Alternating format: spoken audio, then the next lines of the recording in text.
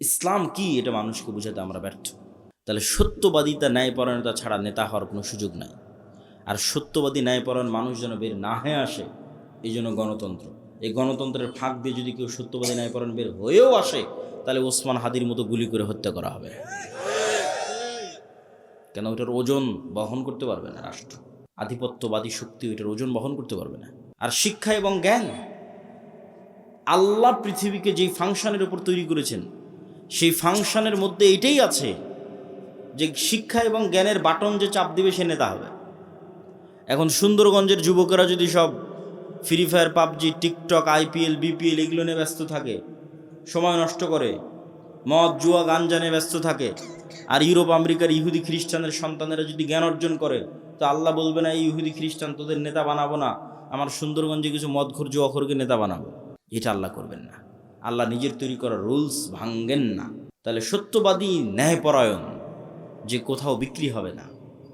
এই যে OC, DC, SP, AC land, sub registrar, এদের তো রাজনৈতিক দলের সাথে এদের ক্ষমতা যায় না। আওয়ামী লীগের আমলেও যারা ছিল এখনও তারাই। এটা সরকারি চাকরি, যতক্ষণ রিটায়ার্ড না হয়েছে ততক্ষণ যাবে না। পুলিশ বলেন, আর্মি বলেন, জজ বলেন, বিচারক বলেন, সব তো এরা তো আমরা আপনারাই, এরা তো বাইরের কেউ নয়। এরাই যদি বলে যে আজ থেকে সত্যবাদী হলাম, ন্যায়পরায়ণ হলাম, একদিনে দেশে 80% ইসলাম কায়েম হয়ে যাবে। কিন্তু ভুল হচ্ছে আমরা মানুষকে বুঝাতে পারিনি যে এটা ইসলাম।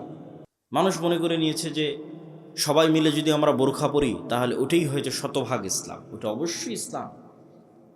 আমরা সবাই মিলে যদি মসজিদে যাই তাহলে এটাই শতভাগ ইসলাম, অবশ্যই ওটা ইসলাম।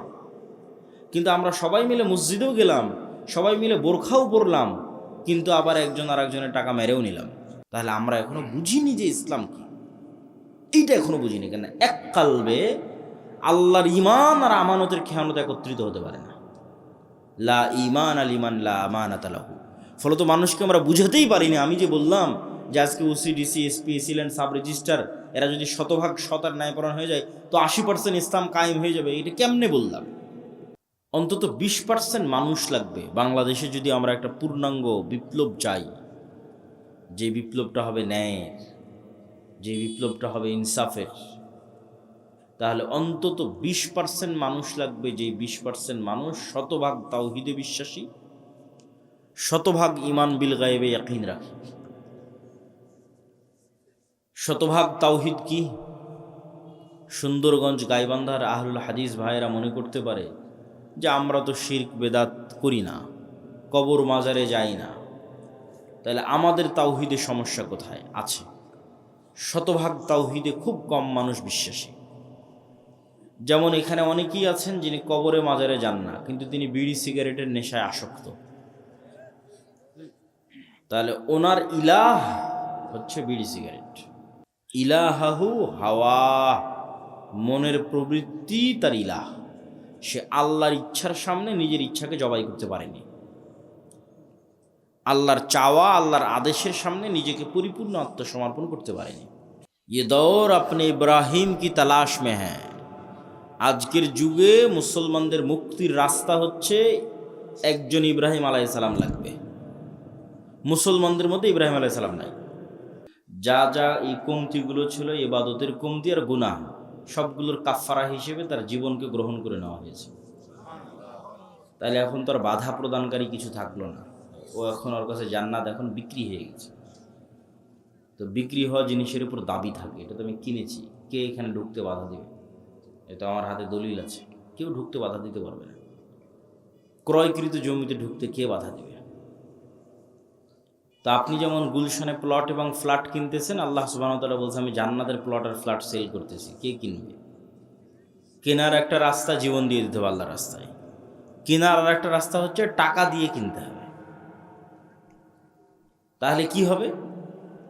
টাকা দিয়ে আপনি ইবাদতে যা কমতি হয়েছে ওটাও রিকভার করতে পারবেন, গুনাহ যা হয়েছে তাও মেটাতে পারবেন, মানুষজন যা মামলা মোকদ্দমা নিয়ে আসবে তারও জরিমানা দিতে পারবেন। টাকা খুবই পাওয়ারফুল। তাহলে আপনি টাকার জোরে জান্নাত কিনে নিলেন, টাকার পাওয়ারে জান্নাত কিনে নিলেন, কিন্তু ওই পরিমাণ টাকার মালিক হয়ে তো উঠতে হবে। সম্মানিত উপস্থিতি, তো ইবাদতের কমতিতে টাকা গ্রহণ হয়, গুনাহের কাফারে টাকা গ্রহণ হয় দুনিয়াতেই, পরকালে তো হবেই। হজ করতে গেছেন, কোনো একটা ইবাদত পূর্ণ মতো হয়নি, জামরায় পাথর নিক্ষেপ ভালো মতো হয়নি, দিন মিস গেছে, মুআল্লিম সাহেব আপনাকে বলবে যে আপনি একটা দুম্বা বা খাসি আল্লাহ রাস্তায় দান করে দেন। তাহলে ইবাদতে যে কমতিটা হয়েছে হজে, ওই কমতিটা রিকভার হয়ে যাবে, পূরণ হয়ে যাবে। রমজান মাসে দিনের বেলা স্ত্রীর সাথে সাংসারিক জীবনে গেছেন, এটা অনেক বড় কবিরা গুনাহ। এই কবিরা গুনাহ থেকে দুনিয়াতেই মুক্তি হয়ে যাবে। টাকার জোরে একজন গোলামকে আজাদ করে দেন, অথবা টাকার ক্ষমতায় 60 জন মিসকিনকে খাওয়ান। তো টাকা দিয়ে দুনিয়াতেই গুনাহের কাফারা এবং নেকির কমতিতে, ইবাদতের কমতিতে রিকভারি হয়। এটা কিয়ামতের মাঠেও হবে। আবার মানুষজন যখন মামলা মোকদ্দমা নিয়ে আসবে তখনও হবে। ফলত কিয়ামতের মাঠে নিশ্চিত জান্নাত পেতে হলে ঘরে বসে থাকার সুযোগ নাই।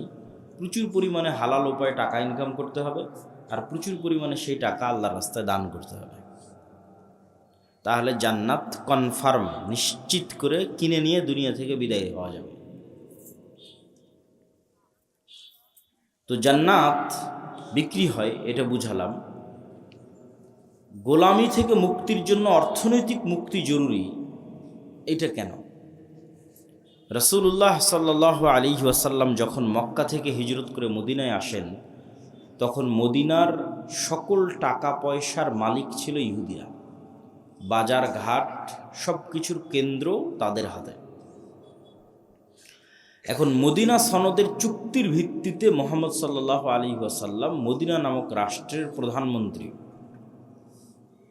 এখন প্রধানমন্ত্রী আমি, কিন্তু টাকার কন্ট্রোল আমার হাতে নাই, তাহলে এই দেশ আমি চালাতে পারবো না, সম্ভব নয়। ওটাকে বলা হয় ঢাল নাই, তলোয়ার নাই, নিধিরাম সর্দার। নামকা অস্তে বসে আছে, কিন্তু ক্ষমতা প্রয়োগের মাধ্যম নাই। তো মুহাম্মদ সাল্লাল্লাহু আলাইহি ওয়াসাল্লাম খুব ভালোভাবে জানতেন যে মদিনার টাকার কন্ট্রোল যতক্ষণ আমার হাতে না আসবে, ততক্ষণ এই মদিনায় প্রকৃত শাসন তৈরি করা কঠিন আছে। ইহুদিদের কাছে নত থাকতে হবে। এই জন্য রাসূলুল্লাহ সাল্লাল্লাহু আলাইহি ওয়াসাল্লাম প্রথম আদেশেই আনসার এবং মুহাজিরদের মধ্যে মুআলাত, আল ওয়ালা, মুআলাতের সম্পর্ক তৈরি করে দিলেন, যে প্রত্যেক আনসার তার যা সম্পদ আছে সেটার একটা অংশ মুহাজিরদের দিয়ে দিবে। কারো 10টা উট থাকলে 5টা দিয়ে দিবে, কারো 10 বিঘা জমি থাকলে 5 বিঘা দিয়ে দিবে। কেন? আনসারীরা কৃষক আর মুহাজিরেরা ব্যবসায়ী, যারা মক্কা থেকে আল্লাহর নবীর সাথে এসেছে, এদের রক্তে ব্যবসা আছে। স্বয়ং রাসূল সাল্লাল্লাহু আলাইহি ওয়াসাল্লাম ব্যবসায়ী। তাহলে মদিনার টাকার কন্ট্রোল হাতে নিতে হলে ব্যবসা করা লাগবে, কৃষি কাজ করে হবে না। আর মদিনার আনসারীরা কৃষক, অতএব ওরা ওদের সম্পত্তি অর্ধেক অর্ধেক করে মুহাজিরদের বুঝিয়ে দিক, মুহাজিররা ওইটা নিয়ে ব্যবসা শুরু করবে। অল্প কয়েকদিনের মধ্যে মদিনার টাকার কন্ট্রোল চলে আসবে মুহাম্মদ সাল্লাল্লাহু আলাইহি ওয়াসাল্লামের সাহাবীদের হাতে। হলেও তাই। আল্লাহর নবীর জীবদ্দশাতে উসমান বিন আফফান, আব্দুর রহমান বিন আউফ, জুবাইর ইবনুল আওয়াম, এরা মদিনাতে কোটিপতি হয়ে গেল। এবং টাকা দিয়ে যে গোলামি থেকে মুক্তি হয়, রাসূলুল্লাহ সাল্লাল্লাহু আলাইহি ওয়াসাল্লাম যখন মসজিদে নববীর জায়গা নির্ধারণ করলেন, তখন ওই মসজিদে নববীর সামনে একটা কুয়া ছিল, যে কুয়ার মালিক ইহুদি। এখন আজকেই সৌদি আরবের সবচেয়ে বড় সমস্যা পানি। তাদের 1500 বছর আগে পানির কি প্রয়োজন ছিল মরুভূমির দেশে, আর মুসলমানদেরকে ওযু করা লাগে 5 বার। তো মুহাম্মদ সাল্লাল্লাহু আলাইহি ওয়াসাল্লাম কি ইহুদির কাছে নত হয়ে বলতে হবে, বাবা ইহুদি, আমার মুসলমানেরা তো ওযু করবে, তো তোমার কুয়াটা একটু ব্যবহার করতে দিতে হবে, একটু দিবা? এই যে নত হওয়া, যে নত হওয়াটাই তো গোলামি। রাসূলুল্লাহ সাল্লাল্লাহু আলাইহি ওয়াসাল্লাম বললেন, কে আছে এমন যে এই কুয়া জান্নাতের বিনিময়ে কিনে দিতে পারবে মুসলমানদের জন্য? উসমান ইবনে আফফান রাদিয়াল্লাহু তাআলা আনহু তার নিজের টাকা দিয়ে এই কুয়া রাসূল সাল্লাল্লাহু আলাইহি ওয়াসাল্লামের আদেশে কিনে দিলেন। তাহলে ওসমান যদি টাকা ইনকাম না করত, আর সেই টাকা দিয়ে যদি কুয়া না কিনে দিত, তাহলে ইহুদির কাছে অনুরোধে মাথা নত হতো মুহাম্মদ সাল্লাল্লাহু আলাইহি ওয়াসাল্লামের। টাকার জোরে সে মাথাটা নত হলো না। এটাই স্বাধীনতা। ফেরাউন বানু ইসরায়েলকে গোলাম বানাতো, তার একটা পদ্ধতি, অনেকগুলো পদ্ধতির একটা পদ্ধতি টাকা। সেটা হচ্ছে কারুনকে দিয়ে প্রচুর পরিমাণে সুদি লোন দিত, সুদের উপর লোন দিত। সুদের উপর লোন দিলে মানুষকে দ্রুত গোলাম বানানো যায়। তো এইটা একটা পদ্ধতি ছিল, টাকার কন্ট্রোল নিজের হাতে রেখে সুদের উপর লোন দিয়ে বানু ইসরায়েলকে গোলাম বানানো। মুহাম্মদ সাল্লাল্লাহু আলাইহি ওয়াসাল্লামের জীবদ্দশায় যে যুদ্ধগুলো হয়েছে, এই যুদ্ধগুলোকে আপাত দৃষ্টিতে দেখলে মনে হয় যে এটি ধর্মযুদ্ধ, হক আর বাতিলের যুদ্ধ। কিন্তু বদরের যুদ্ধের ইতিহাস পড়ে দেখেন, বাস্তবে কিন্তু এটা অর্থনীতির যুদ্ধ, টাকার দ্বন্দ্ব, টাকার যুদ্ধ। অন্তত বদরের যুদ্ধের ক্ষেত্রে হক বাতিল তো আছেই, কিন্তু শুরুটা হয়েছে কিভাবে দেখেন। এখান থেকে কেবলা কি পিছন দিকে, এইদিকে। এখান থেকে যদি কেবলা এইদিকে হয়, তাহলে আমরা ধরে নিই এই যে এটা হচ্ছে মক্কা, এটা হচ্ছে মদিনা, আর এটা হচ্ছে সিরিয়া, বা আমি যে পারে বসে আছি এটা সিরিয়া, ফিলিস্তিন, জেরুজালেম। আর ওই পাশে এটা হচ্ছে সমুদ্র, লোহিত সাগর। তো ওই মক্কা থেকে আদিকাল থেকে মানুষেরা ব্যবসা করার জন্য সিরিয়াতে আসতো, সমুদ্রের ধার দিয়ে, সাইড দিয়ে, কিনারা দিয়ে। আমাদের নবী মুহাম্মদ সাল্লাল্লাহু আলাইহি ওয়াসাল্লাম নিজে স্বয়ং তার চাচা আবু তালেবের সাথে এই রাস্তা দিয়ে সিরিয়াতে ব্যবসা করতে এসেছেন। তো এখন মুহাম্মদ সাল্লাল্লাহু আলাইহি ওয়াসাল্লাম যখন মক্কা থেকে হিজরত করে মদিনায় চলে আসলেন, মদিনায় আসার পরে তিনি ওই যে ব্যবসায়িক রাস্তা, ওই যে ব্যবসায়িক রুট, ওই ব্যবসায়িক রুটটা বন্ধ করে দিলেন। বিজনেস রুট বন্ধ মক্কার কাফের মুশরিকদের জন্য, যে ওদেরকে তো মদিনার এই সমুদ্র পার হয়ে সিরিয়াতে আসতে হবে। তো রাসূলুল্লাহ সাল্লাল্লাহু আলাইহি ওয়াসাল্লামের বিজনেস রুট বন্ধ করে দেওয়ার কারণে আবু সুফিয়ান আর সিরিয়া থেকে মক্কায় ফিরে যেতে পারে না। কেননা মধ্যের যে রাস্তা, এই রাস্তার কন্ট্রোল মুহাম্মদ সাল্লাল্লাহু আলাইহি ওয়াসাল্লামের হাতে, কেননা মধ্যে মদিনা পড়েছে। তখন সে সাহায্য চেয়ে পাঠায় মক্কাতে আবু জাহালের কাছে, যে বিজনেস রুট যদি ক্লিয়ার না থাকে ব্যবসা করব কি দিয়ে, ব্যবসা বন্ধ হয়ে গেলে খাবো কি। আর মদিনায় যাওয়া হয়নি মুহাম্মদ সাল্লাল্লাহু আলাইহি ওয়াসাল্লামের শুক্রবার 7 দিন, এখনই বিজনেস রুট বন্ধ করে দিয়েছে, কাল পাওয়ারফুল হলে কি করবে। তাহলে ঘটনা দেখেন, এটা টাকার কন্ট্রোল কার হাতে থাকবে, অর্থনীতির কন্ট্রোল কার হাতে থাকবে, এটা মুহাম্মদ সাল্লাল্লাহু আলাইহি ওয়াসাল্লাম খুব ভালো বুঝতেন। তখন যুদ্ধ হলো বদরের। এই জন্য বদরের যুদ্ধ মদিনার মধ্যে হয়নি, বদরের যুদ্ধ হচ্ছে সমুদ্রের ধারে, মদিনা থেকে 250-300 কিলোমিটার দূরে। এত দূর চলে গেছে রাসূল সাল্লাল্লাহু আলাইহি ওয়াসাল্লামের সাহাবীরা বিজনেস রুট বন্ধ করার জন্য, মদিনা থেকে 300 কিলোমিটার দূর, সমুদ্রের ধারে। আপনাদের কারো যাওয়ার সুযোগ হলে দেখবেন যে মদিনা থেকে কত দূরে বদর, সমুদ্রের ধারে। তো সম্মানিত উপস্থিতি, টাকা অর্থনীতি গোলামি থেকে মুক্তির একটা মাধ্যম। দুঃখজনক হচ্ছে আজকের মুসলমানেরা, এটা আজকের মুসলমানদের যে স্বভাব এবং বৈশিষ্ট্য, এটা আজ থেকে 1400 বছর আগের মুসলমানদের স্বভাব এবং বৈশিষ্ট্য ছিল না। আল্লামা ইকবাল লিখেছেন, নাহি মাকাম কি খুগর তবিয়তে আজাদ, হাওয়ায়ে সাইরে মিসালে নসিম পয়দা কর।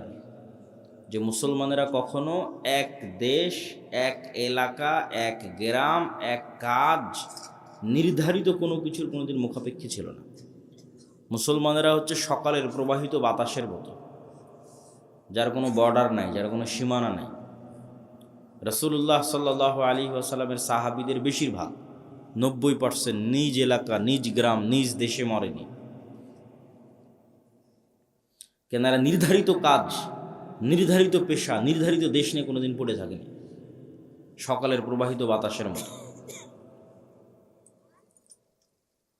জীবিত কওমের আলামত এটাই যে তাদের সকাল এবং সন্ধ্যা পরিবর্তন হয়, আর মৃত কওমের আলামত এটাই যে তাদের সকাল এবং সন্ধ্যা এক থাকে। প্রতিদিন সকালবেলা উঠলাম, মাঠে গেলাম, কাজ করলাম, বাড়িতে আসলাম। প্রতিদিন সকালবেলা উঠলাম, অফিসে গেলাম, কাজ করলাম, বাড়িতে আসলাম। এই যে ডেইলি রুটিন সেম, এটা হচ্ছে মৃত জাতির আলামত। আর 1400 বছর আগের মুসলমানেরা মরু যাযাবর, বিদুইন। আজ এখানে 2 দিন, তো কাল গোবিন্দগঞ্জে 3 দিন, তারপরের দিন বগুড়া গাবতলীতে 5 দিন, তারপরের দিন ঢাকা, চলছেই তো চলছে। তারপরে দিল্লি, করাচি, আফগানিস্তান, প্রতিদিন সকাল সন্ধ্যা পরিবর্তন হচ্ছে। ব্যবসা করে বেড়াচ্ছে সারা পৃথিবী। ব্যবসার রাস্তা দিয়ে মুসলমানেরা দিন প্রচার করেছে। ভারতের কেরালা, বাংলাদেশের চট্টগ্রাম, ইন্দোনেশিয়া, মালয়েশিয়া, সব ব্যবসার রাস্তা দিয়ে দিন গেছে। মুসলমানদেরকে চাকরি করা, গোলামি, নৌকরি, নৌকার, চাকর, এটা শিখিয়েছে ইউরোপিয়ানরা। মুসলমানদের গতি এটা ছিল না। মুসলমানদের গতি হচ্ছে টাকা ইনকাম করতে হবে, দিনের দাওয়াত দিতে হবে, ব্যবসা করতে হবে। এই জন্য দিনের কাজে অর্থের খুব প্রয়োজন। আজকের এই অনুষ্ঠান চলা অবস্থাতেও আপনারা এই প্রতিষ্ঠানে, এই উদ্যোগে দানে অংশগ্রহণ করবেন, এটা আপনাদের প্রতি উদাত্ত আহ্বান থাকবে। আল্লাহ কবুল করুক, বলেন আল্লাহুম্মা আমিন।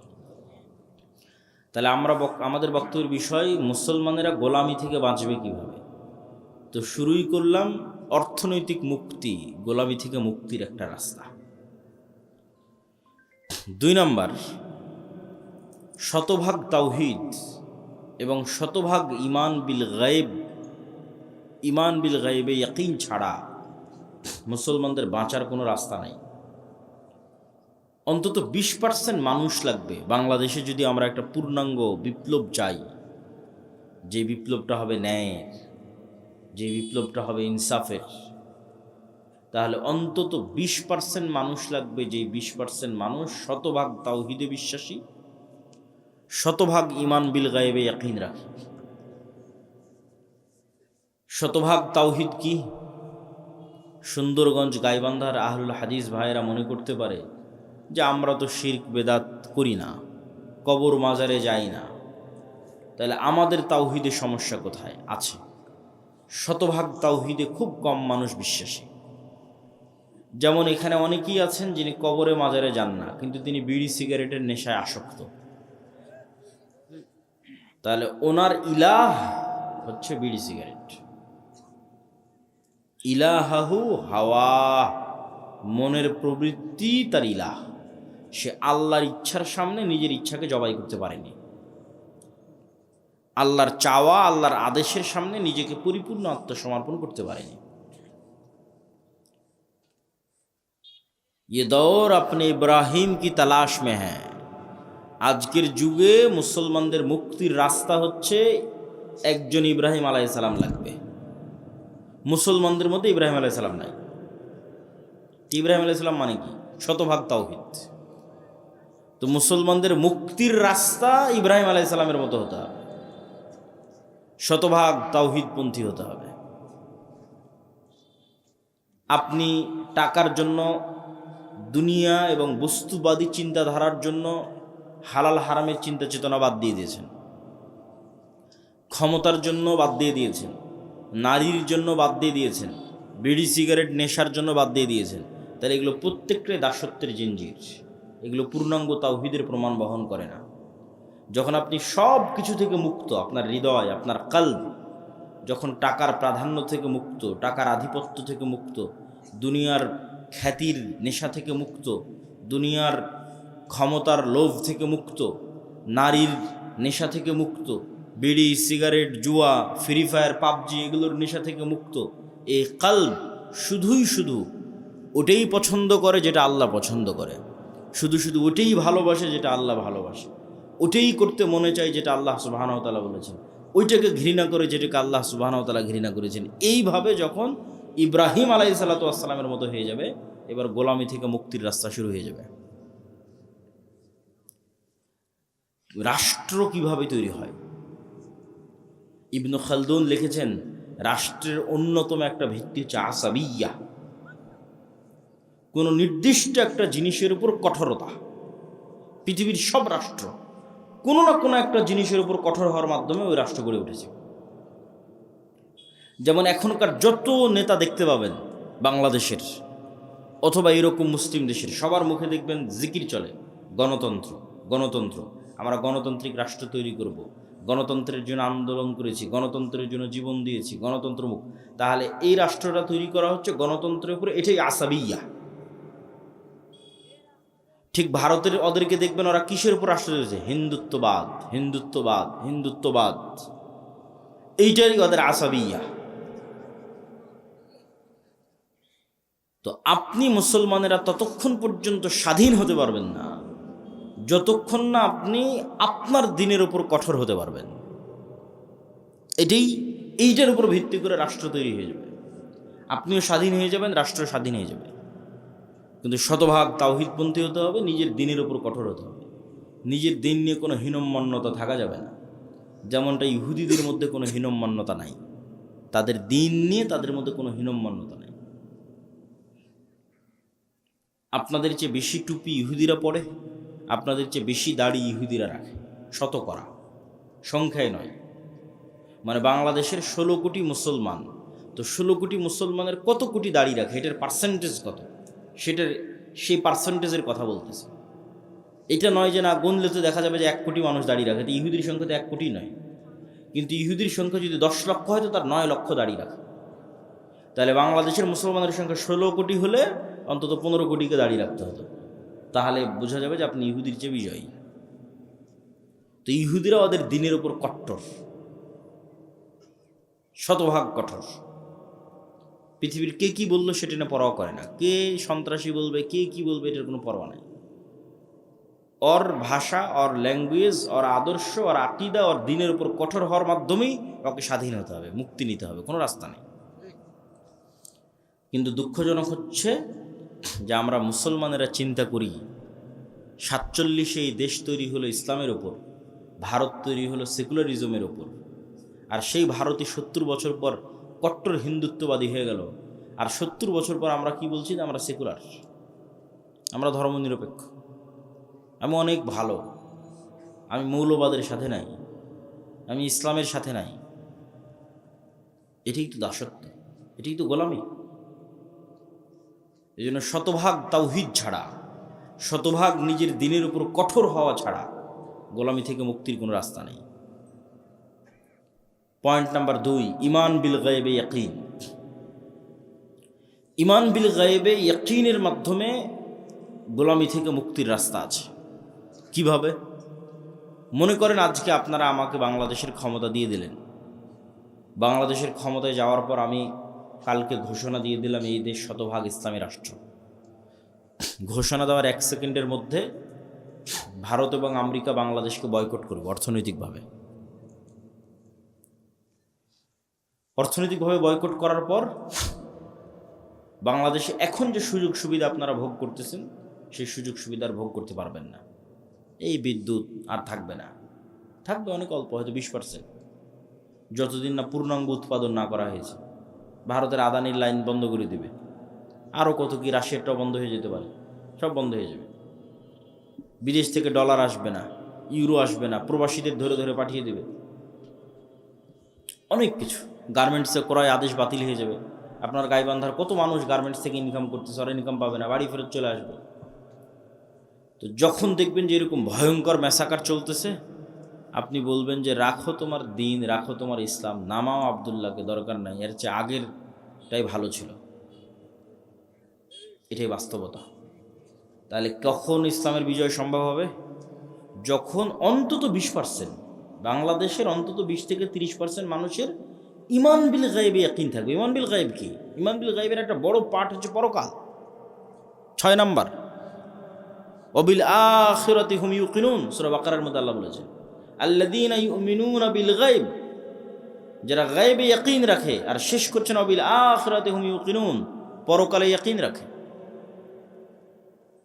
তো পরকালে ইয়াকিন রাখা মানে কি? পরকালকে ভিজুয়ালাইজ করতে পারা, দেখতে পাওয়া।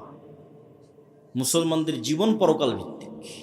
পরকালকে যতক্ষণ আপনি চোখ বন্ধ করে দেখতে না পাবেন, বারজাখি জীবনকে যতক্ষণ দেখতে না পারবেন, ততক্ষণ আপনি এই দুনিয়ার মোহ থেকে বের হয়ে আসতে পারবেন না। আর যতক্ষণ এই দুনিয়ার মোহ থেকে বের হয়ে আসতে না পারবেন, ততক্ষণ আপনাকে দিয়ে বিজয় হবে না। আল্লাহ সুবহানাহু ওয়া তাআলা কোরআন মাজিদে বলছেন, আম হাসিবতুম আন তাদখুলুল জান্নাহ ওয়ালাম্মা ইয়াতিকুম মাসালুল লাযীনা খালাউ মিন ক্বাবলিকুম মাসসাতহুমুল বা'সা ওয়াদ-দাররা ওয়াজুলজিলু হাত্তা ইয়াকুলা আর-রাসূলু ওয়াল্লাযীনা আমানু মা'আহু মাতা নাসরুল্লাহ।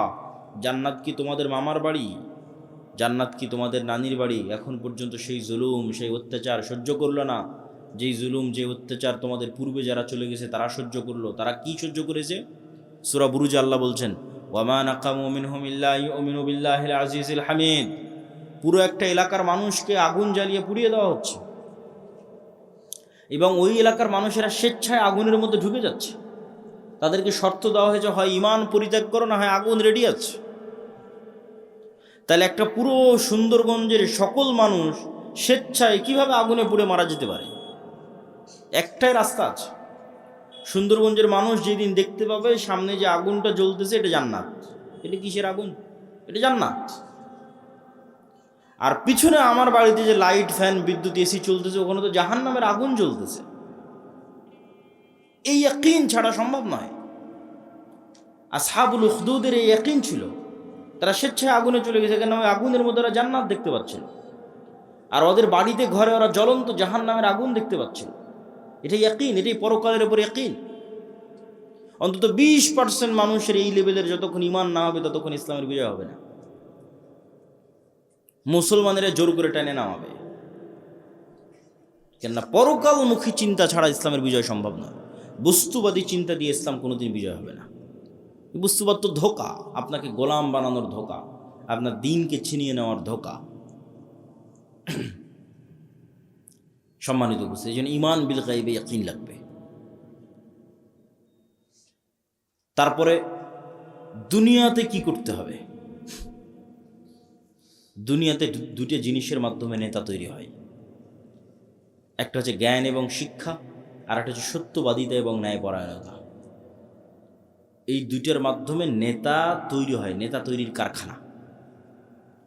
ন্যায়পরায়ণতার আমানতদারিতা যেন মুসলমানদের মধ্যে না থাকে, এই জন্য মুসলমানদের উপর চাপিয়ে দেওয়া আছে গণতন্ত্র।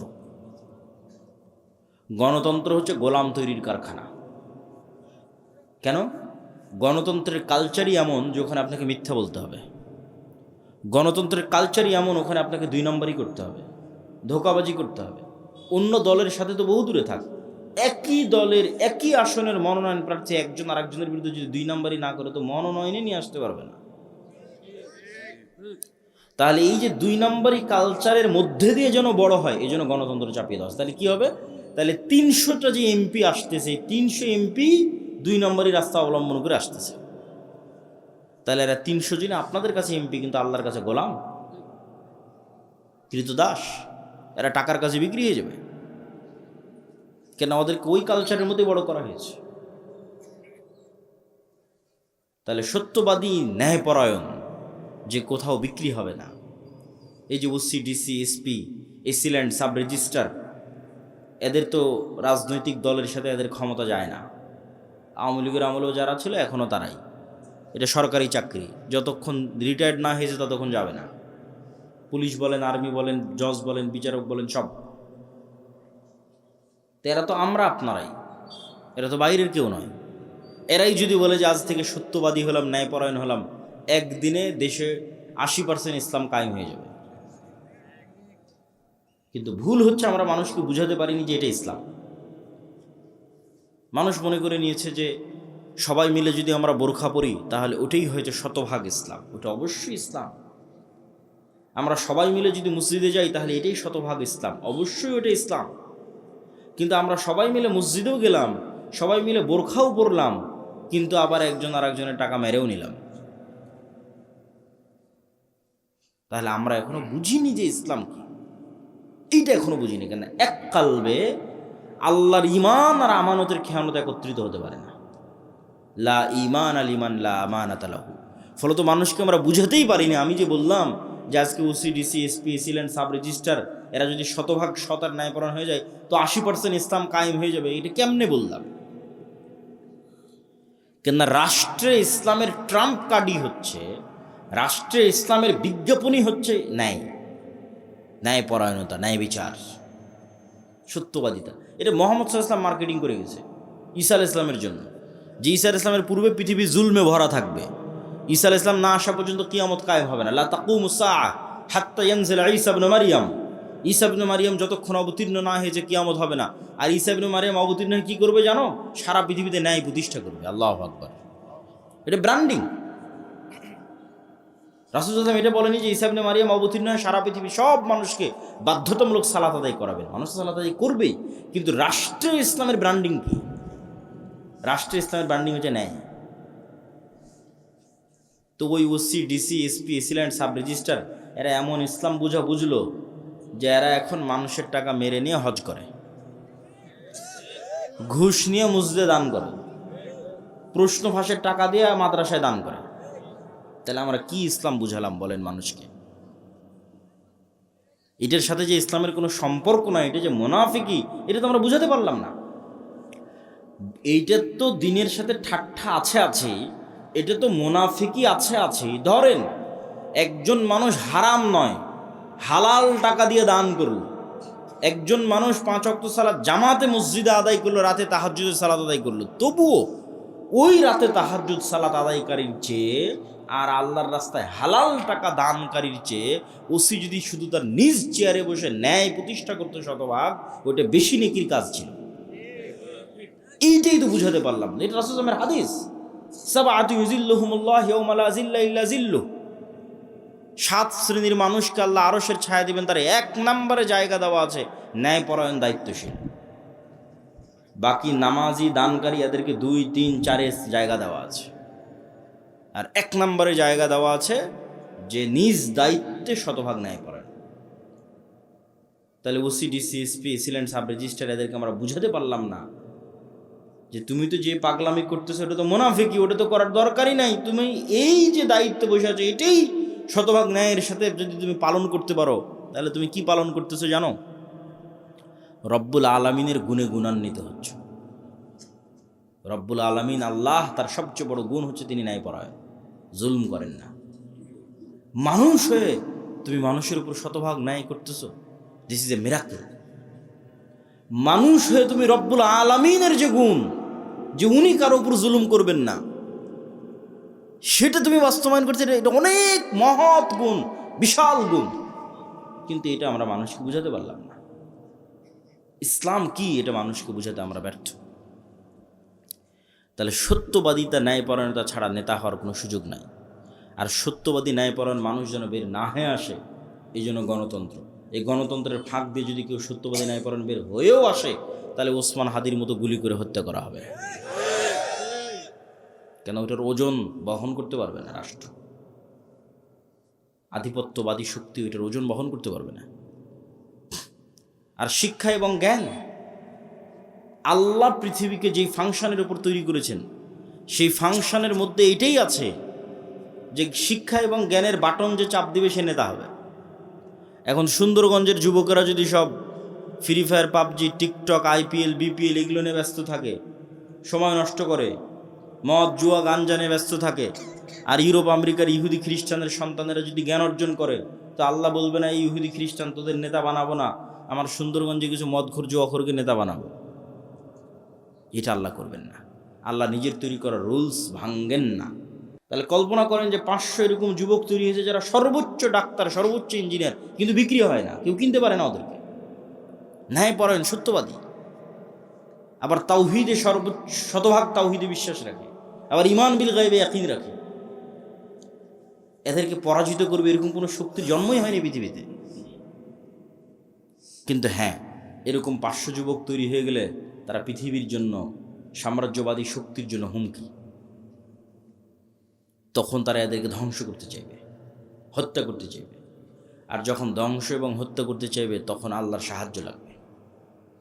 আল্লাহর সাহায্য ছাড়া মুসলমানদের বিজয় আগেও কোনোদিন হয়নি, পরেও কোনোদিন হবে না। দুনিয়ার শক্তিতে মুসলমানদের বিজয় হয় না। দুনিয়ার শক্তি চেষ্টার অংশ। বিজয় হয় কি দিয়ে? একটু কথা বলেন তো, কি দিয়ে বিজয় হয়? আল্লাহর সাহায্য দিয়ে বিজয় হয়। তা আল্লাহর সাহায্য কেমনে পাবেন? আল্লাহর সাহায্য পাওয়ার জন্য 2টা বড় মাধ্যম আছে, প্রযুক্তি আছে, অস্ত্র আছে আল্লাহর সাহায্য পাওয়ার। একটা সালাত আর একটা জিকির। 5 ওয়াক্ত সালাতের তো লাগবেই, 5 ওয়াক্ত সালাতের পরে আরও একটা সালাত খুবই পাওয়ারফুল, ওটা হচ্ছে রাতের সালাত। আর জিকির তো আছেই, কিন্তু জিকিরের মধ্যে একটা জিকির খুবই পাওয়ারফুল, ওটা হচ্ছে সকাল সন্ধ্যার জিকির। কিন্তু এই সালাত এবং এই জিকির কেন পাওয়ারফুল, এই সালাত এবং জিকির দিয়ে কেমনে আল্লাহর সাহায্য আসবে, এটা একটু বুঝে তারপরে আমাদেরকে সামনের দিকে আগাতে হবে। দেখেন, এখান থেকে ঢাকা অথবা আমেরিকা অথবা রাজশাহীতে কোনো ভালো টিচার যদি থাকে, তার সাথে আপনি অনলাইনে ক্লাস করতেছেন লাইভ, অথবা অনলাইনে ফোনে কথা বলতেছেন লাইভ।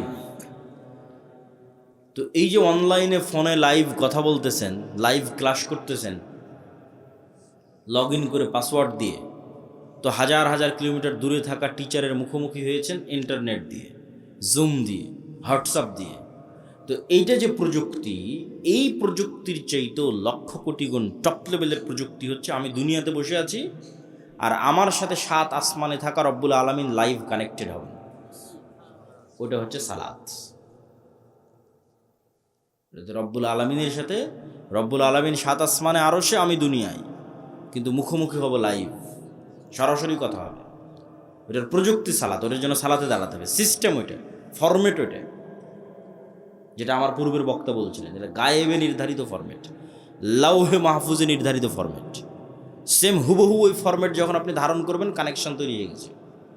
ফরম্যাটে উল্টাপাল্টা হয়ে গেলে কানেকশন হবে না, নেটওয়ার্ক কাজ করবে না, অ্যাক্টিভ হবে না, ফাংশন করবে না। এই জন্য ফরম্যাট হুবহু ওইরকমই থাকা লাগবে, যেমনটা লাউহে মাহফুজে, লাউহে মাহফুজ থেকে জিব্রাইল, জিব্রাইল থেকে মোহাম্মদ সাল্লাল্লাহু আলাইহি ওয়াসাল্লাম থেকে কোরআন এবং হাদিসে। তো কোরআন এবং হাদিসে যেভাবে ফরম্যাট দেওয়া আছে ওটাই হতে হবে। তাহলে ওই ফরম্যাট দিয়ে আপনি এখন জমিনে বসে থেকে রব্বুল আলামিনের সাথে কানেকশন হবে। ঠিক যেমন আমরা আমাদের মোবাইলের পাসওয়ার্ড ওপেন করতেছি ফিঙ্গারপ্রিন্ট দিয়ে, ফেস ভেরিফিকেশন দিয়ে। ওই ফেস ভেরিফিকেশন যখন নেয় তখন বলে ডানে তাকাও, বামে তাকাও, উপরে তাকাও, তাহলে পুরো ফেসটা নেয়, পুরো ফেসটা মোবাইলের কাছে থাকলো, পরে যখনই আমার ফেসটা দেখে চিনতে পারে, সাথে সাথে খুলে যায়। তো আজকের যুগে, আধুনিক যুগে অনেক দরজা আছে, দেখবেন ফিঙ্গারপ্রিন্ট দিয়ে দরজা ওপেন হয়। আচ্ছা, আমাদের গাড়ির চালক কি এসে পৌঁছেছে? ভাই পৌঁছেছে? তো দেখবেন যে ফিঙ্গারপ্রিন্ট দিয়ে দরজা ওপেন হয়, কার্ড পাঞ্চ করে দরজা ওপেন হয়। তো মনে করেন আমরা অত্যাধুনিক প্রযুক্তির একটা দরজার সামনে দাঁড়িয়ে আছি, যেই দরজা পাসওয়ার্ড অনেক কঠিন, প্রচুর ভ্যারাইটিস পাসওয়ার্ড। যেমন মোবাইলের পাসওয়ার্ড দেওয়ার সময় ওরা কী বলে যে শুধু ইংরেজি লেখিও না, সংখ্যা দাও, 1 2 3 4 দাও, 1 2 3 4 পরে হ্যাশ দাও, স্টার দাও, যত রকমের দিতে পারো তত পাসওয়ার্ড শক্ত। তো পাসওয়ার্ড অনেক শক্ত, নির্ধারিত সময়ে আসতে হবে, নির্ধারিত সময় ছাড়া কাজ করবে না, দরজা খুলবে না। নির্ধারিত সময়ে আসতে হবে, পবিত্র অবস্থায় আসতে হবে, পবিত্র হওয়ারও ফরম্যাট দেওয়া আছে। মানুষ বুঝতেছে না কী ব্যাপার, আমি পেশাব পায়খানা করলাম কিন্তু হাত কেন ধুচ্ছি, এটা তো গায়েবে নির্ধারিত ফরম্যাট, এটা তো প্রযুক্তি। পেশাব পায়খানা করে এসে মাথা কেন মাসাই করতেছি, তো লাউহে মাহফুজ এভাবে নির্ধারণ করা আছে, এইটা ওইটার সাথে মিলে যাবে, তখনই তো কানেকশন তৈরি হবে, তখনই তো যোগাযোগ তৈরি হবে। আসে যখন আপনি নির্ধারিত সময় যখন পবিত্র অবস্থায় দাঁড়ালেন, এটা একটা ফরম্যাট, এর সাথে একটা আওয়াজ আছে, সাউন্ড আছে, আলহামদুলিল্লাহ রাব্বিল আলামিন আর রহমানির রহিম। রুকুতে যখন গেলেন, এটা একটা ফরম্যাট, ওর সাথে একটা সাউন্ড আছে, সুবহান রাব্বিল আযীম। সিজদায় গেলেন, ওর সাথে একটা সাউন্ড আছে, সুবহান রাব্বিল আলা। এই ফরম্যাট, সাউন্ড, দাঁড়ানো, সময়, নিয়াত, কালব কানেক্টেড, চোখ সিজদায়, সব যখন মিলে গেছে, তখন তো সামনের দরজা উন্মুক্ত হবে, ধরতে পেরেছে পরিপূর্ণভাবে, তখন আল্লাহর সাহায্যের দরজা উন্মুক্ত হবে, আল্লাহ সুবহানাহু ওয়া তাআলার রহমত পাওয়ার দরজা উন্মুক্ত হবে। এটাই সালাত। সালাত ছাড়া মুসলমানদের বাঁচার কোনো রাস্তা নাই, সালাত ছাড়া মুসলমানদের মুক্তির কোনো রাস্তা নাই। কেন? 7 আসমানের সাথে যোগাযোগই হবে না, 5 ওয়াক্ত সালাতে জেনে নেওয়ার নামই নাই, গন্তিতেই নাই, আল্লাহর কাউন্টের মধ্যেই নাই। তো ওকে দিয়ে কী কাজ হবে? ওর ভোটেরও কোনো দাম নাই, ওর মিছিলেরও কোনো দাম নাই, ওর তাকবীরেরও কোনো দাম নাই, ভ্যালুলেস। 16 কোটি বেনামাজি ভোট দিয়ে যদি বলে ইসলাম বিজয় করবে, এটা মিথ্যা কথা। তা আল্লাহর খাতাতে নাই কিসের ইসলাম? তো সাত আসমানের সাথে যতক্ষণ সম্পর্ক না থাকছে, রব্বুল আলমিনের সাথে যতক্ষণ কানেকশন না থাকছে, ততক্ষণ এইটা দিয়ে আল্লাহ সুবহানাহু ওয়া তাআলার সাহায্য আসবে না, ইসলামেরও বিজয় হবে না। নিজের ব্যক্তি স্বার্থ আদায় হতে পারে, নিজের দুনিয়াবি কিছু লাভ লোকসান হতে পারে, ইসলামের নয়। এই জন্য সালাত ছাড়া কোনো রাস্তা নাই, মুসলমানকে সালাত আদায় করতেই হবে। এই জন্য রাসূলুল্লাহ সাল্লাল্লাহু আলাইহি ওয়াসাল্লাম সূর্যগ্রহণে সালাত, চন্দ্রগ্রহণে সালাত, বৃষ্টি প্রার্থনায় সালাত, যুদ্ধের মধ্যে সালাত। যুদ্ধের মধ্যে সবাই মিলে যুদ্ধ করলে তো যুদ্ধ আরও জমে, তা না করে বলছে সালাতের সময় হয়ে গেছে, অর্ধেক যুদ্ধ করো, অর্ধেক সালাত আদায় করো। কেন? তোমাদের এই যুদ্ধ সবাই মিলে যুদ্ধ করলে বিজয় হবে, ওই থিওরিতে এই যুদ্ধ চলে না। এটা যদি জিহাদ ফি সাবিলিল্লাহ হয়, জিততে হলে রব্বুল আলমিনের সাহায্য লাগবে। রব্বুল আলমিনের সাহায্য আসার জন্য ওই যে ফরম্যাটে দাঁড়াতে হবে, প্রযুক্তি ইউজ করতে হবে, তাহলে আসমান থেকে সাহায্য নামা শুরু করবে। আর আসমান থেকে সাহায্য না নামলে তোমাদের বিজয় হবে না। এই জন্য সালাত আদায় করা ছাড়া মুক্তির কোনো রাস্তা নেই। আর একটা বলেছি জিকির। জিকির কেন পাওয়ারফুল, জিকির কেন শক্তিশালী? জিকির কেন পাওয়ারফুল, শক্তিশালী, এটা বুঝতে হলে আপনাকে বুঝতে হবে শব্দ, আওয়াজ, বাক্য কেন শক্তিশালী। আজকে আমরা যেই বিশ্বে দাঁড়িয়ে আছি, এই বিশ্বটা আধুনিক সভ্যতা দাঁড়িয়ে আছে যে আমি আব্দুল্লাহ এখান থেকে বলবো, আমার এই আওয়াজটা মোবাইলে ক্যাপচার করবে, মোবাইল থেকে নেটওয়ার্কে দিবে, দিয়ে এখন আমার কথা এখন আমেরিকাতে বাজতেছে। এ কেমনে আমেরিকা গেল? এটা আলোর মধ্যে দিয়ে আমার কথা ট্রান্সফার হয়ে যাচ্ছে, আমার চেহারা, ছবি, ভিডিও আলোর মধ্যে দিয়ে ট্রান্সফার হয়ে যাচ্ছে। এটা পৃথিবী যেদিন থেকে সৃষ্টি হয়েছে ওই দিন থেকেই হয়, মানুষ জানতো না। এই গায়েব আল্লাহ উন্মোচন করেছে 50 বছর 60 বছর হচ্ছে মানুষের জন্য। তো এটার উপরে এই আধুনিক সভ্যতা টিকে আছে। কিন্তু এই আধুনিক সভ্যতার চেয়েও পাওয়ারফুল অত্যাধুনিক প্রযুক্তি হচ্ছে শব্দভিত্তিক, আওয়াজ ভিত্তিক প্রযুক্তি। কিন্তু ওর ধারে কাছে বিজ্ঞানীরা নাই, বিজ্ঞানীদের ওই লেভেল পর্যন্ত জ্ঞান পৌঁছেনি। কিন্তু ওই লেভেল পর্যন্ত কিছু জ্ঞান আল্লাহ আবার সুলাইমান আলাইহিস সালামকে দিয়েছিলেন। বলেন আল্লাহু আকবার। তাহলে সুলাইমান আলাইহিস সালাম আজ থেকে 1000 বছর আগে কোন লেভেলের জ্ঞান অর্জন করেছিল? যেমন আমার এখানে যদি একজন চাইনিজ বসে থাকে, ও আমার একটা কথা বুঝতে পারবে, খালি আওয়াজ ওর কানে যাবে। কি যাবে?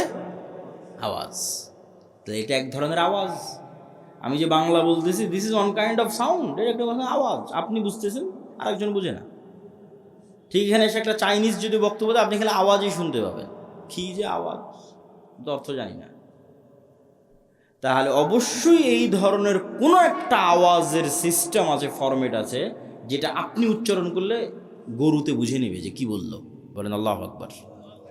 ওইটা আমাদের ব্রেনে আল্লাহ দেয়নি, ওইটা সুলাইমান আলাইহিস সালামকে দিয়েছে। কোন বাক্য, কোন আওয়াজ উচ্চারণ করলে আমি পিঁপড়াকে বলতে পারবো, পিঁপড়া তুমি ডানে যাও, এটার একটা আওয়াজ আছে। এই আওয়াজের জ্ঞান আল্লাহ কাকে দিয়েছিল?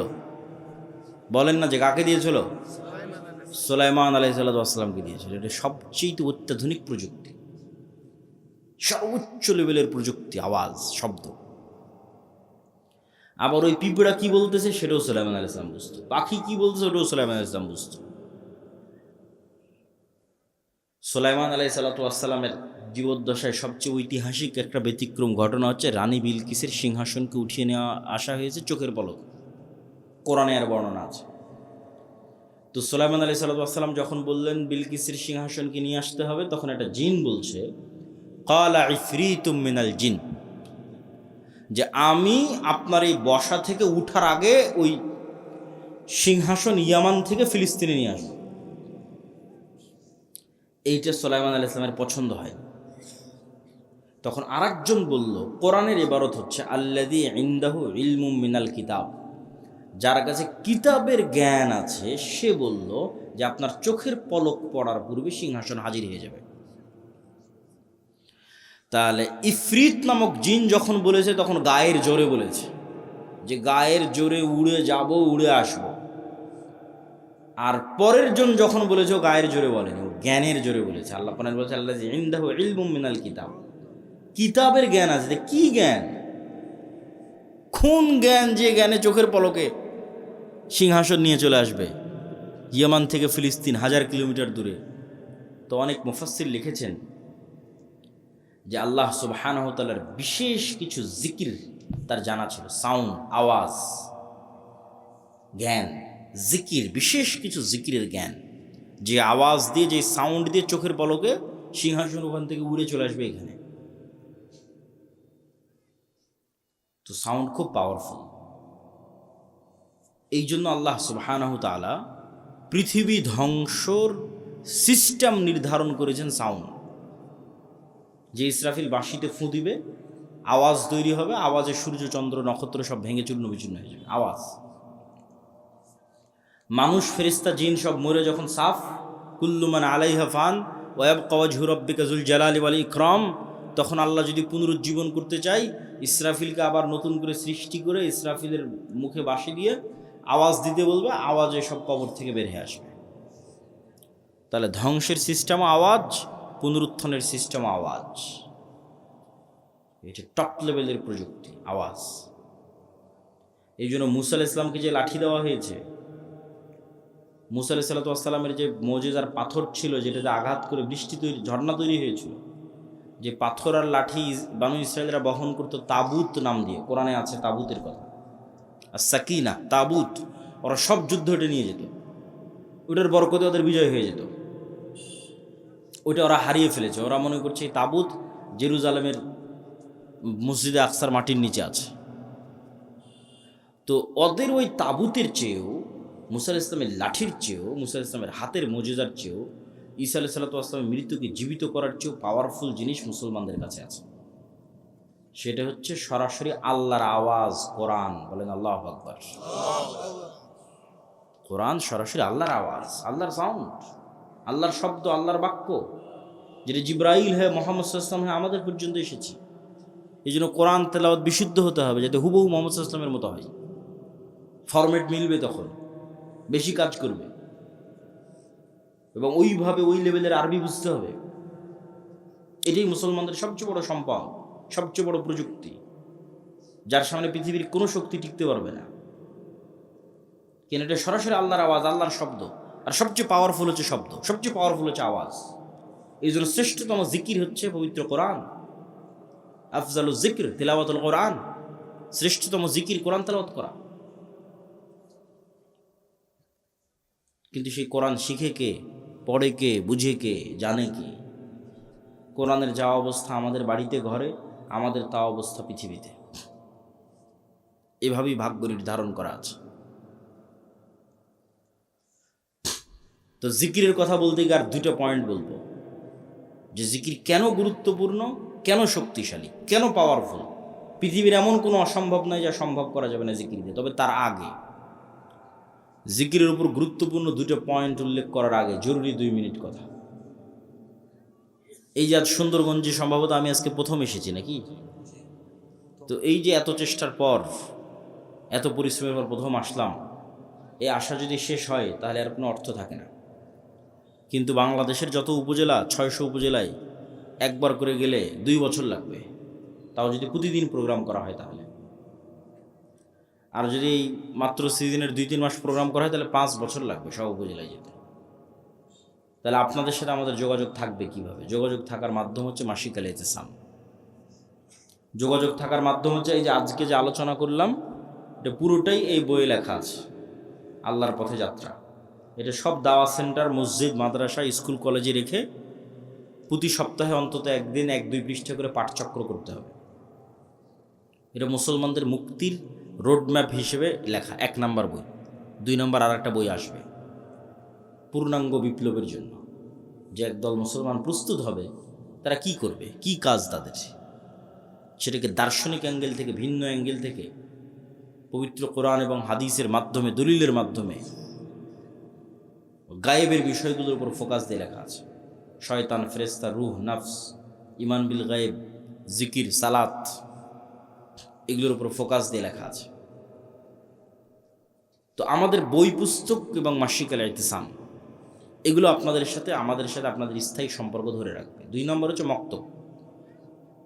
বুড়া মানুষদের বিপ্লব হবে না, বেশিরভাগই বৃদ্ধ মানুষ বসে আছে। বিপ্লবের জন্য নতুন প্রজন্ম লাগবে। এই নতুন প্রজন্মকে কোথায় পাবেন? মাদ্রাসায় আছে 2% করে, মাদ্রাসায় আসে 2%। সারা বাংলাদেশের যত স্টুডেন্ট, 2% মাদ্রাসা। তাহলে 98% স্টুডেন্টকে ধরতে হলে মসজিদে যেতে হবে। প্রত্যেক গ্রামের মসজিদে ওই এলাকার শতভাগ মুসলমানের সন্তানকে মক্তবে নিয়ে আসতে হবে। এটাই আন্দোলন, এটাই মুভমেন্ট। এরাই ভবিষ্যৎ সিডিসিএসপি হবে। এদের মাথার মধ্যে ছোটোবেলায় এই আকিদা, এই বিশ্বাসগুলো দিয়ে দিতে হবে। যাদের কাজ কি, সত্যবাদিতা, ন্যায়পরায়ণতা কি, শিক্ষা জ্ঞান কি, শতভাগ তাওহিদ কি, ঈমান বিল গায়বি ইয়াকিন কি। এই জন্য মক্তব লাগবে। মক্তবের সিলেবাস আমারই লেখা, আমাদের দাওয়ালিল্লাহর যে মক্তব চলে। উসমানী কায়দা আছে, আদর্শ শিক্ষা আছে, তালিমুদ্দিন আছে। প্রায় 700 মসজিদের উপর মসজিদের ইমামেরা আমাদের কাছে ট্রেনিং নিয়েছে, এবং আমার ধারণা যারা ট্রেনিং নিয়েছে তারা আগের চেয়ে এখন ভালো পড়ায় এবং বাচ্চাদেরকে ভালো শেখায়, আলহামদুলিল্লাহ। এই সকল মক্তবের উপর একটা আমাদের প্রতিযোগিতা আয়োজন হচ্ছে এনটিভিতে, যেটা তো অনেক খরচ। মক্তবের স্টুডেন্টরা টিভিতে যাবে, সেই উদ্যোগে এই অনুষ্ঠান আয়োজন হচ্ছে। তো অত্র অঞ্চল পুরো সুন্দরগঞ্জ আশপাশে যত বেশি পারা যায় মক্তবের শিক্ষকদের ট্রেনিং দেওয়ানো, এটা আপনাদের কাজ। যাতায়াত খরচও লাগে না, থাকা খাওয়া লাগে না। 3 নাম্বার হচ্ছে যে দিনী প্রতিষ্ঠানগুলো হবে, সেই দিনী প্রতিষ্ঠানগুলোকে জামিয়া সালাফির সাথে অধিভুক্ত করা। এইটার মাধ্যমে আমাদের সাথে আপনাদের সম্পর্ক তৈরি হবে। এটা বলে এবার জিকিরের যে 2টা পয়েন্ট, সেই 2টা পয়েন্টের দিকে আগায়। মেয়েদের কথা বলা হয়েছে, যে মেয়েরা আজকের অনুষ্ঠানে আছে, তাদের উদ্দেশ্য করে কিছু বলা যায় কিনা। আমার বক্তব্যের যেটা মূল বিষয় ছিল ন্যায়পরায়ণতা এবং সত্যবাদিতা, গোলামি থেকে মুক্তির জন্য। এটা অনেকে যদি মনে করে শুধু ছেলেদের কাজ, এটার অনেক অংশ মেয়েদের সাথে জড়িত আছে। কিভাবে? এই যে আপনারা যারা এখানে উপস্থিত আছেন, নিজ বাপের সম্পত্তিতে নিজ বোনকে ন্যায়ের সাথে সম্পদ দিয়েছেন? যদি দিয়ে থাকেন, নেতা হবেন, আপনার ছেলেরা নেতা হবে। যদি না দিয়ে থাকেন, আপনি গোলাম, আপনার পরবর্তী 14 প্রজন্ম গোলাম। এটাই গোলামির স্বভাব। ধোঁকা দেওয়া, ন্যায় প্রতিষ্ঠা না করা, এটাই গোলামির স্বভাব। তাহলে মা এবং বোনকে তাদের সম্পত্তি ন্যায়ের ভিত্তিতে বন্টন করতে হবে। ঠিক মা এবং বোনকে চিন্তা করতে হবে, আমি কি আমার শাশুড়ির সাথে ন্যায় করতেছি? শাশুড়িকে চিন্তা করতে হবে, আমি কি আমার স্ত্রীর সাথে ন্যায় করতেছি? এই এক চিন্তাতে সমাজ ঠিক হয়ে যাবে। এক চিন্তাতে একদিনে সমাজ সংশোধন হয়ে যাবে। যদি ন্যায়, ইনসাফ, অন্যায় করা যাবে না। ওটা আসল ইসলাম, ওটা প্রকৃত ইসলাম। ওটা আগে, ওটাতে ফেঁসে গেলে কিয়ামতের মাঠে বেশি ফেঁসে যাবেন, কেন আল্লাহ ওটা ক্ষমা করবে না। ওটা মানুষের সাথে সম্পৃক্ত। অন্যগুলো তো আল্লাহর কাছে ক্ষমা চাইলে আল্লাহ ক্ষমা করে দেবে। তো মা এবং বোনদের ক্ষেত্রেও আজকের আমাদের আলোচনা পরিপূর্ণরূপে প্রযোজ্য। জিকিরের ক্ষেত্রে যে 2টা পয়েন্ট বাকি আছে। মুসা আলাইহিস সালাতু ওয়াস সালামকে আল্লাহ সুবহানাহু ওয়া তাআলা বললেন যে, মুসা, তোমাকে লাঠি দিলাম, জিহ্বা তোতলা ছিল, ভালো করে দিলাম, ভাইকে সহযোগী হিসেবে দিলাম। তো এখন তুমি রওনা দাও, তবে একটা কথা মনে রাখো, ওয়ালা তানিয়া ফি জিক্রি। জিকির করতে যদি ভুলে যাও, সব ডিঅ্যাক্টিভেট হয়ে যাবে। যা ফাংশন দিয়েছি, ধরেন মুসা আলাইহিস সালাতু ওয়াস সালাম 1 সপ্তাহ থেকে নামাজও পড়ে না, জিকিরও করে না, ধরেন কথার কথা বলতেছে। তার মানে মুসা আলাইহিস সালামের কালব আল্লাহর সাথে কানেক্টেড নাই। সালাতের প্রযুক্তিও ব্যবহার করেনি, জিকিরের প্রযুক্তিও ব্যবহার করেনি। কালব রব্বুল আলামিনের সাথে কানেক্টেড হতে পারেনি। এখন যদি ওই লাঠি 1000 ছাড়ে, জীবনে সাফ হবে না, ওই ডিঅ্যাক্টিভেট হয়ে গেছে। সমুদ্রের মধ্যে মারলে রাস্তা তৈরি হবে না। যেভাবে তোমাদের ফেসবুক কর্তৃপক্ষ মেটা ডিঅ্যাক্টিভেট করে দেয়, ডিঅ্যাক্টিভেট হয়ে গেছে। ওটা তখনই কাজ করবে যখন মুসা আলাইহিস সালামের কালব রব্বুল আলামিনের সাথে কানেক্টেড। সালাত এবং জিকির, এই 2টা দিয়ে। ওটা আল্লাহ বলে দিচ্ছে, ওয়ালা তানিয়া ফি জিক্রি, খবরদার আমাকে স্মরণ করতে বলিও না, তোমার কালবকে আমার সাথে কানেক্টেড থাকতে হবে। তাহলে তোমার হাতের লাঠি সমুদ্রে মারলে রাস্তা তৈরি হয়ে যাবে। আল্লাহু আকবার। এই জন্য জিকিরের কোনো বিকল্প নাই। দোয়াতে নিজের প্রয়োজন বেশি থাকে, যে আল্লাহ আমাকে এটা দাও, টাকা পয়সা দাও, ছেলেকে A+ দাও, মেয়ের ভালো পাত্রে বিবাহ দিয়ে দাও, ধন সম্পদ দাও, আল্লাহ দ্রুত বিয়ের ব্যবস্থা করে দাও। কত রকমের সব নিজের প্রয়োজনের দোয়া দিয়ে ভরা। মানুষ দোয়া করবে, আল্লাহ পছন্দ করে, কোনো সমস্যা নেই। কিন্তু জিকিরে নিজের প্রয়োজন থাকে না। জিকির শুধু আল্লাহর বড়ত্ব, আল্লাহর মহত্ব, আল্লাহর গুণগান, আল্লাহর পবিত্রতা, আল্লাহর শ্রেষ্ঠত্ব, বান্দার কোনো স্বার্থ নাই। জিকির ফেরেশতাদের ইবাদত। জিকির আমার আশেপাশে যা আছে সবগুলোর ইবাদত। আল্লাহ সুবহানাহু ওয়া তাআলা বলছেন, এটা একটা গায়েবের নিউজ। এটাতে বক্তব্যের শেষের দিকে চলে যাব। ইউসাব্বিহু লিল্লাহি মা ফিস সামাওয়াতি ওয়া মা ফিল আরজ, আসমান জমি এবং তার মধ্যে যা কিছু আছে, এই প্যান্ডেল, ওই টিস্যু, এই গায়ের জামা, ওই মোবাইল ক্যামেরা, এই মাটি, সব 24 ঘন্টা তাসবিহ পড়তেছে। আল্লাহু আকবার। এই তাসবিহ পড়ার আওয়াজ আছে, আমি এমনি বলি না, আওয়াজ সবচেয়ে পাওয়ারফুল। আপনি পিঁপড়া চলার আওয়াজ যেমন শুনতে পান না, এটাও শুনতে পান না, কিন্তু এই পিঁপড়া চলার আওয়াজ ঠিকই হাতি শুনতে পায়, আল্লাহর অন্য প্রাণী শুনতে পায়, আপনি পান না, কিন্তু আওয়াজ হচ্ছে। আমাদের এই গায়ের এই জামা আওয়াজ করে করে তাসবিহ পড়তেছে। শুধু কি এটা ভয়ঙ্কর না, এর চেয়ে বড় ভয়ঙ্কর হচ্ছে আমরা যখন তাসবিহ পড়ি তখন এরা বুঝে। রাসূলুল্লাহ সাল্লাল্লাহু আলাইহি ওয়াসাল্লাম বলেন, মুয়াজ্জিন যখন আজান দেয়, আর আজানের আওয়াজ যতদূর পর্যন্ত যায়, জীবজন্তু, জড়বস্তু, জড় পদার্থ, কীট পতঙ্গ, পঙ্গপাল সব এই আওয়াজ বুঝে এবং এই আওয়াজের পক্ষে কিয়ামতের মাঠে সাক্ষী দিবে। তাহলে চারপাশের জীবজন্তু, সৃষ্টিজীবের ইবাদত হচ্ছে তাসবিহ, জিকির। ফেরেশতার ইবাদত তাসবিহ, জিকির। তাহলে এবার আপনিও যখন সকাল সন্ধ্যা জিকির করবেন, তাসবিহ পাঠ করবেন, তখন আপনার জন্য পৃথিবীর সব কিছু সহজ হয়ে যাবে। 5 ওয়াক্ত সালাত, রাতের সালাত এবং সকাল সন্ধ্যের জিকির মুসলমানদের সবচেয়ে বড় অস্ত্র। আর এই পবিত্র কোরআন,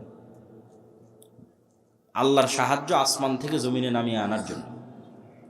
এটা ছাড়া ওই যে আপনি শতভাগ তাওহীদে বিশ্বাসী, শতভাগ ঈমান বিল গায়বে ইয়াকিন রাখেন, বিশাল জ্ঞান অর্জন করেছেন, সত্যবাদিতা, ন্যায়পরায়ণতা প্রতিষ্ঠা করতে যাবেন, তো বহির্বিশ্ব তো আপনাকে বাঁচিয়ে রাখবে না, মারবে। তখন তো আপনার আল্লাহর সাহায্য লাগবে, তখন কি করবেন? দুনিয়ার শক্তিতে বিজয় অর্জন করতে পারবেন না। এই জন্য আগে থেকেই আল্লাহ সুবহানাহু ওয়া তাআলার সাথে সম্পর্ক লাগবে। এই জন্য সালাত লাগবে, রাতের সালাত লাগবে, সকাল সন্ধ্যার জিকির লাগবে। আল্লাহ সুবহানাহু ওয়া তাআলা আমাদেরকে এই বিষয়গুলোর উপর আমল করার তৌফিক দান করুক, আল্লাহুম্মা আমিন। আজকে আমাদের এই বক্তব্যের যে বইকে কেন্দ্র করে আলোচনা হলো, সেটা আল্লাহর পথে যাত্রা। তবে আরেকটা বই আজকে পাবেন, সেটা হচ্ছে রাসূল সাল্লাল্লাহু আলাইহি ওয়াসাল্লাম দেখতে যেমন ছিলেন। এটা আল্লাহর নবীর চেহারা, তার চেহারা মোবারক, তার দাড়ি, তার চুল, তার হাত পা, গায়ের জামা, হাঁটার ধরন, নাকের স্টাইল, সব এই বইয়ের মধ্যে আছে। এই বই এবং মাসিকাল ইতিসাম এগুলোকে মূল্যায়ন করবেন, তাড়াহুড়ো করে ওঠার দরকার নাই। 2-1টা প্রশ্ন আছে, প্রশ্নের উত্তরগুলো আমরা দিয়ে নিই। আর বই স্টেজের ডান পাশে, প্রশ্ন থাকলে লিখে দিতে পারেন, সংক্ষেপে কয়েকটা প্রশ্ন উত্তর দেওয়া হবে। এবং বইগুলো আপনারা একটু ডান সাইডটা ফাঁকা দেন, ডান সাইড থেকে স্টেজের ডান পাশে। জি, সম্মানিত হুজুর, আসসালামু আলাইকুম। একজন সাধারণ মুসলিম যদি নির্দিষ্ট কোনো মাযহাব অনুসরণ না করে, বরং বিভিন্ন মাযহাবের ভিতর থেকে সহিহ দলিল সমর্থিত মত গ্রহণ করে আমল করে, তা কি শরীয়ত সম্মত হবে? অবশ্যই শরীয়ত সম্মত। কোরআন এবং সহিহ হাদিস ভিত্তিক জীবনযাপন করে শরীয়ত সম্মত। আমার প্রতিবেশী আমার উপর জাদু করেছে, আমি আলহামদুলিল্লাহ এখন সুস্থ, এমন কোনো আমল আছে কি যাতে দ্বিতীয়বার কালো জাদু খাটাতে না পারে? দেখেন, ডিফেন্সিভ আমল তো আছে, কিন্তু ডিফেন্সিভ আমল সর্বোচ্চ লেভেলে কার্যকরী হবে এটা বলা যাবে না। ডিফেন্সিভ আমল আছে, আমল দিয়ে আপনি মুক্তি পাবেন। সেটাই আপনাকে পবিত্র থাকতে হবে সর্বাবস্থায়, 5 ওয়াক্ত সালাত আদায় করতে হবে, সকাল সন্ধ্যার জিকির করতে হবে, সূরা বাকারা, আয়াতুল কুরসি, সূরা বাকারার শেষ 2 আয়াত, সূরা ফাতিহা, নাস, ফালাক, ইখলাস, এগুলো তেলাওয়াত করতে হবে।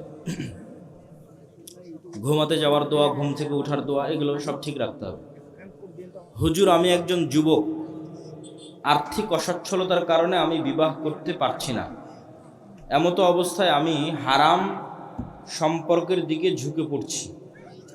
এটা থেকে বাঁচার জন্য আমি রোজা রাখার পরিকল্পনা করি।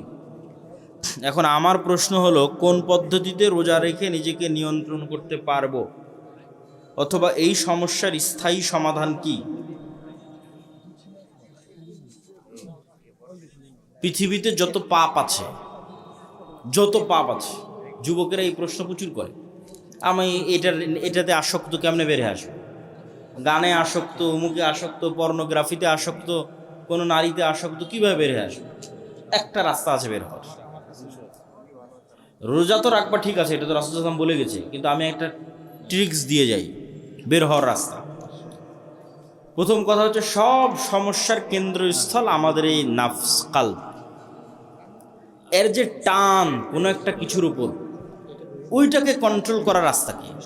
ওইটাকে কন্ট্রোল করার জন্য আগে প্রশিক্ষণ দিতে হবে। একে নিজের কন্ট্রোলে রাখার প্রশিক্ষণ দিতে হবে। তো 1 নাম্বার প্রশিক্ষণ হচ্ছে সালাত। চ্যালেঞ্জ নিতে হবে যে কোনো মূল্যে 5 ওয়াক্ত সালাত তাকবীরে তাহরিমার সাথে জামাতে আদায় করবই করব। মানে নিজের নাফসকে বাধ্য করব যে তুমি আমার কথা শুনতে বাধ্য। অন্তত 40 দিনের একটা কোর্স যদি আপনি করেন, যে 40 দিন একটানা 5 ওয়াক্ত সালাত তাকবীরে তাহরিমার সাথে আদায় করলেন, তাহলে পরের 40 দিনের পর থেকে আপনি বুঝবেন যে নিজের নাফসের উপর আপনার কন্ট্রোল তৈরি হয়েছে। এখন মনে চাইলেই সাথে সাথে কারোর সাথে কথা বলে ফেলবেন, সাথে সাথে কাউকে মেসেজ দিয়ে ফেলবেন, এটা অতটা হবে না। দেওয়ার আগে আপনি 10 বার চিন্তা করবেন যেটা দেওয়া ঠিক হবে কি না। কেন এখন আপনার নিজের নাফসকে আপনি কন্ট্রোল করা শিখেছেন। তো নাফসের কন্ট্রোল হারিয়ে গেল কখন? সালাত বাদ চলে গেল যখন। সালাত নাই, নাফসে কন্ট্রোল নাই।